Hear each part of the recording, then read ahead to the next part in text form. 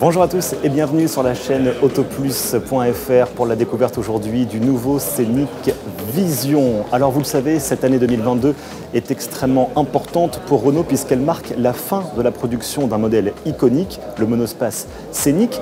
Mais Renault n'en a pas fini avec ce modèle puisqu'elle présente aujourd'hui ce nouveau concept du Scénic Vision.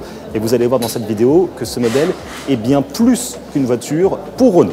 Mais avant cela, comme tout le temps, nous vous invitons à nous suivre sur nos réseaux sociaux, Facebook, Twitter, Instagram, ainsi que sur notre site internet autoplus.fr. Et puis bien sûr, vous n'oubliez pas de laisser un petit pouce bleu à la fin de cette vidéo si elle vous a plu.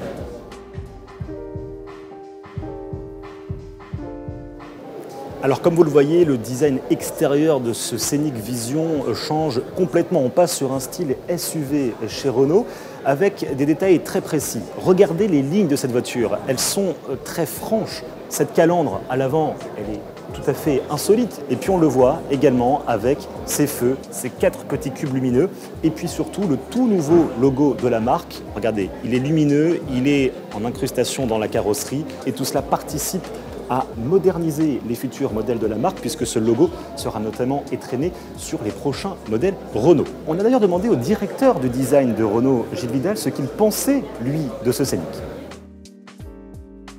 On est très proche de la voiture de série, plus ou moins 90% de la voiture de série. Le nom Scénic, c'est pas le nom d'une forme ou d'une silhouette, c'est le nom d'une raison d'être en fait, d'un habitacle, d'une vie à bord, d'une voiture à vivre pour reprendre le célèbre slogan.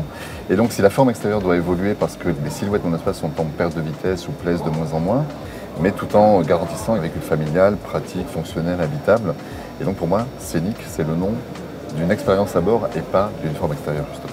Alors on retrouve également beaucoup de caractère sur la face arrière de cette Scénic Vision. Par exemple, encore une fois, les lignes sculptées, c'est assez sportif, assez agressif même on peut le dire.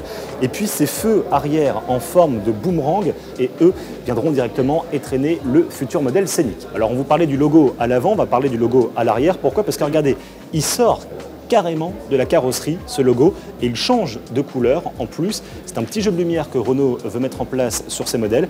Et là aussi, on peut dire que c'est quand même très réussi. Alors quand on présente ce Scénic Vision, il faut à tout prix parler des jantes. Pourquoi? Déjà, regardez la taille de ces jantes.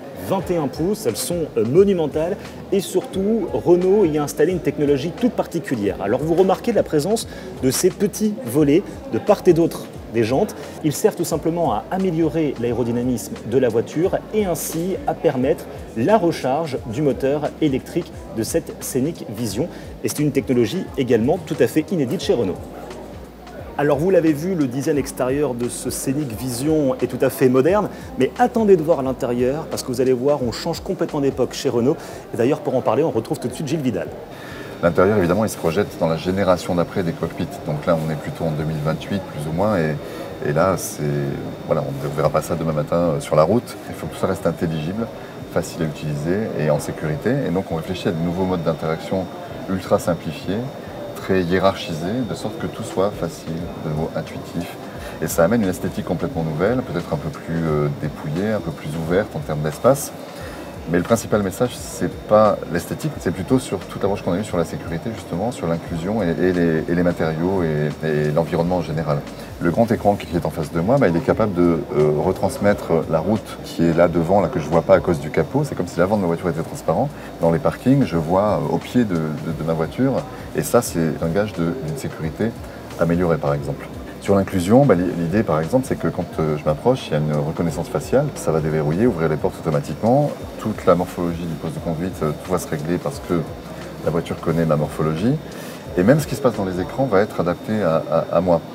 Le système qui est dans la tête derrière moi là, de sound bubble, de bulles de son, alors à la base c'est fait pour que chaque occupant puisse entendre ce qu'il veut, mais en plus on va l'utiliser pour mieux communiquer avec l'arrière. Donc j'ai pas besoin de parler fort pour que les gens à l'arrière m'entendent. Alors il y a des capteurs ici et puis des caméras aussi qui captent beaucoup de choses. Juste tout ce que j'ai envie d'autoriser, la voiture est capable de le faire. La caméra par exemple, elle arrive à capter dans le blanc de mon œil mon état de fatigue, mon taux d'oxygénation dans le sang, donc si je suis fatigué, et va me prévenir de ce danger-là. Moi, si je suis réfractaire à ce genre de choses, personnellement par exemple, ce qui n'est pas mon cas, mais admettons, sur l'autoroute, sur les longues distances, j'ai quand même peut-être envie de l'activer parce que j'ai pas envie de m'endormir et de finir dans la barrière. Donc c'est ajustable au désir de chacun. Sur le recyclé et le recyclable, tout le monde peut dire je vais utiliser tant de recyclé et c'est recyclable et bravo, c'est super. Ce qu'il faut faire, c'est aller un cran plus loin. Sur les textiles du siège, par exemple, tous les textiles qu'on voit là, et la mousse qui se cache dessous, et les fils de couture, sont tout ça c'est du polyester. Donc quand on veut recycler ce siège, on n'a pas besoin de séparer tous les éléments et ça prend du temps et de l'énergie et peut-être que c'est pas viable au final et donc ça n'est pas fait. Ici, l'idée c'est d'anticiper, de designer de sorte que ce soit facilement faisable pour l'acteur qui, à son tour, va faire l'acte de recyclage et va en faire probablement un business rentable pour lui parce que si c'est pas ça, c'est difficile de recycler. On a plein d'idées comme ça, sustainable, environnementales, matériaux qui vont un cran plus loin que juste le premier abord de dire on a fait un acte intéressant, on va creuser jusqu'au bout de ce que l'on peut optimiser de ce point de vue-là. Alors vous l'aurez compris, avec cette Renault Scénic Vision, la marque change d'air, change d'époque. Elle s'inscrit dans la transition écologique avec une voiture qui est faite en matière recyclée, avec un intérieur tout nouveau et avec des technologies complètement inédites. Pour la marque, alors certes, ce qu'il y a à l'intérieur de cette voiture n'arrivera qu'à la fin de la décennie, aux alentours de 2028-2030, mais ce design, lui, est bien là, il est bien présent et il arrivera, lui, en 2024 pour la clientèle. Renault, donc, voit grand pour son futur Scénic et pour ses prochains modèles. Il sera très intéressant de voir comment la marque fait évoluer ses futures voitures. Nous vous tiendrons bien sûr informés sur autoplus.fr de l'avancée de cette Scénic Vision et de la commercialisation du modèle en 2024. Vous nous retrouvez bien sûr sur YouTube pour de nouvelles vidéos. Et quant à moi, je vous dis à bientôt.